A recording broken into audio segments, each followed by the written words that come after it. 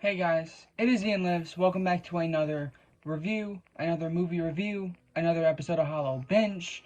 Today we're talking about a newly released movie called CUCKOO. Now, CUCKOO, I have been interested in for a while now. This was announced like 2 years ago with a little teaser picture of Hunter Schafer hiding from this creature, weird looking thing. I think it was about 2 years ago now, and I was like, wow, this looks really interesting. I'm gonna keep my eye on it, and I was staying updated with it, and for some reason, I didn't have the urge to see it in theaters. I just was kind of waiting for it to hit VOD. I was kind of nervous because I heard it was really weird and hard to comprehend. So I got really nervous. My nerves got to me, which sucks because I was absolutely excited for this thing. Um, so there's not much to say about this movie and to get before I get into the actual review. We're gonna start off with the basic plot, which honestly is too hard for me to explain, so I'm just gonna read the actual description that they gave the movie. 17-year-old Gretchen reluctantly leaves America to live with her father at a resort in the German Alps. Plagued by strange noises and bloody visions, she soon discovers a shocking secret that concerns her own family. Moving on to the pros. Probably the biggest redeeming factor. I don't want to say that. Probably, I don't know what the word I'm looking for is. The thing that was going to make or break the experience was the main lead, Hunter Schafer, and she did phenomenal. She was amazing in this movie.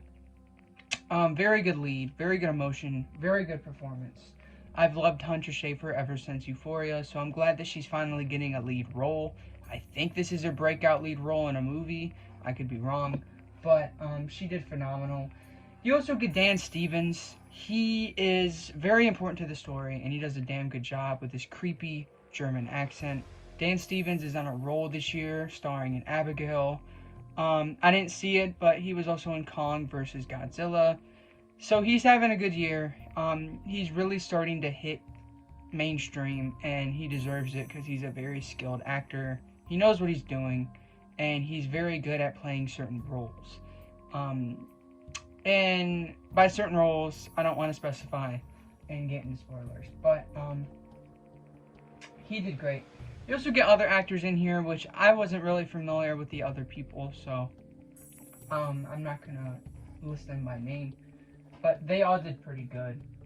Another thing I loved, and I mentioned this in my Letterboxd review, my little Letterboxd review, might be my favorite cinematography of the year. This movie really relies on cinematography and the different visuals that they show. They use it to set up jump scares, which I think is brilliant. They use it to, they use sound cues, sound design. They use all of that to craft scares. There's a scene, it was shown in the trailer, so I'm just gonna say it, where she's riding her bike, and there's this thing running after her. One of the greatest, most edge of your seat scenes that I've seen in a while, and I already knew it was coming because I saw the trailer, so it's that effective. There's a lot of cool panning shots like that where they show just enough for you to know the setup for the scare, which is, again, just brilliant. There's just one shot of a heartbeat that, again, is really, really effective.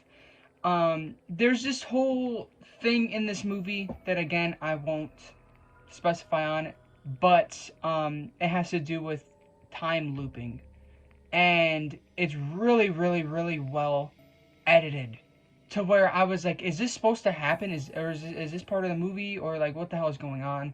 And then by the time that it happens again, you're like, okay, this is really smart. It's really well done, and it's very unique. Unique is a really good word to describe this movie as a whole. Another thing I loved was, again, how unique it was. I mean, this movie, I love horror movies, especially modern horror movies are starting to do this. I don't want to sound like a broken record because I talk about this movie all the time, but Barbarian, probably my favorite horror movie of this decade so far, next to When Evil Lurks, and if you count I Saw the TV Glow as horror, sure, throw that in there, but Barbarian, whew, phenomenal movie. My favorite thing about it was how it was posed as something completely different. You watch like the first 15-20 minutes and you think you're in a whole different movie than what it actually ends up being. I love movies like that really throw you on a ride, really grab you and throw you in these weird directions. Cuckoo is the definition of that. You never know where this movie's gonna go, and where it eventually goes is unlike anything I've even heard of before. So for a modern horror movie to be this freaking original, I have to applaud it. Everybody wants original movies. They think that horror movies have run out of ideas. Yada, yada, yada. Cuckoo literally proves that there are still brilliant, unique, never-before-seen ideas out there. They just need to be made. They just need to be written down on pen and paper. And this movie has brilliant writing. It's weird. Won't be for everybody.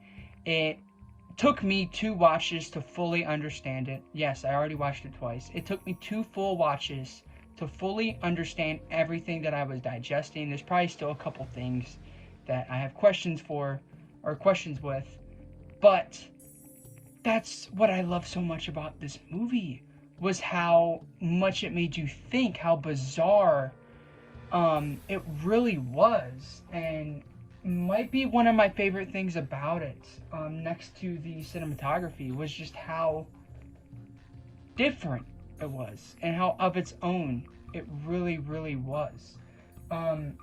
Another thing I loved was how, this is a very like nerdy thing to compliment. You might pick up on this if when you watch the movie. I love how like grainy and saturated it looks. The movie looks stunning with this Germany landscape. The greens are very green. Like the colors just pop. I want a 4K of Cuckoo right away. Please make it happen, because this movie is so colorful, which you wouldn't expect from a horror movie, but it is. Like, it's just saturated. It has a good filter over it. Very nice grain. And I think that's like, that plus the weird ass story makes it feel like a 70s horror movie. If you're gonna compare it to anything, which I'm not really comparing it plot wise, because again, this is unlike anything I've seen before.